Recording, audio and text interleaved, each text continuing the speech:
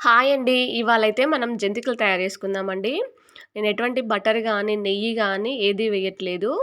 బియ్యపు పిండితో, పుట్నాల పప్పుతో తయారు చేస్తున్నానండి. చూడండి లోపల గూడా చాలా బాగా కాలింది గదా! చేత్తో అంటే ఇలా మొత్తం చునిగిపోయేలా ఉంది గదా! ఇప్పుడు మనం ప్రాసెస్ ఏంటో చూద్దామండి. నేనైతే 2 కప్పుల వరకు బియ్యపు పిండి తీసుకుంటున్నాను.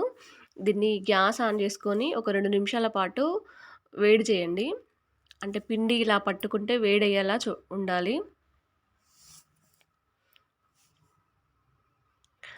బియ్యపిండి అనేది కలర్ మారేంత వరకు వేడి చేయండి దాన్ని. అంతేనండి. ఇప్పుడు పక్కన పెట్టేసేయండి. ఇప్పుడు మిక్సీ జార్ తీసుకొని 2 కప్పుల బియ్యపిండికి హాఫ్ కప్పు వరకు పుట్నాల పప్పు తీసుకోండి. దాన్ని మెత్తగా పట్టుకున్న తర్వాత అలా జల్లించుకోండి. ఏమన్నా రవ్వ ఉంటే పక్కన పడేసేయండి.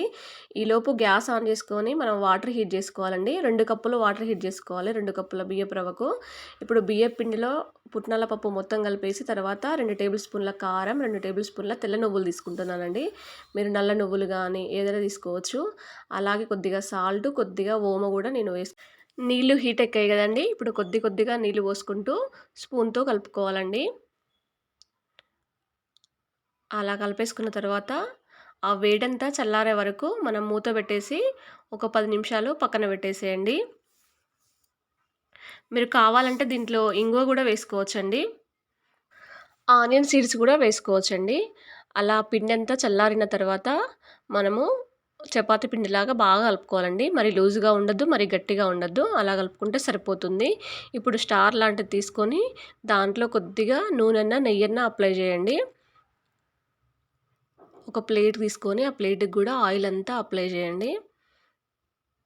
అలా ఆయిల్ అప్లై చేసిన తర్వాత మనం ఇప్పుడు జంతికల గొట్టంలోకి పిండంతా పెట్టేసి అలా రౌండ్‌గా తిప్పుకోవాలండి. మీకు రౌండ్‌గా రాకపోయినా మామూలుగా పొడుగ్గా గూడా వేసుకోవచ్చు. ఇప్పుడు డీప్ ఫ్రైకి సరిపడినంత ఆయిల్ వేసేసుకొని అందులో ఒకటి కాలిందా లేదా చూసుకోవాలండి. ఆ తర్వాత మనము చపాతీ తీసే దాంతోటి అందులో మెల్లగా తీసుకొని అందులో వేసేసుకోవాలండి.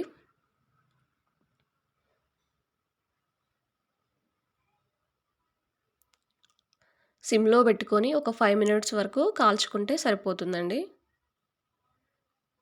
ఈలోపు మళ్ళీ మనం ఆ ప్లేట్‌లోకి కొద్దిగా చేసుకుంటూ పక్కన పెట్టేసుకోవాలి. చూడండి అలా కాల్చుకుంటే సరిపోతుందండి.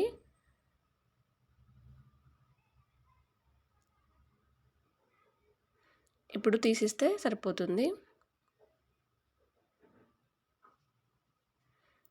అంతే జంతికలు తయారైపోయినాయండి. చూడండి ఎంత పర్ఫెక్ట్‌గా వచ్చాయో. మీరు ట్రై చేస్తే నాకు కామెంట్ చేయండి.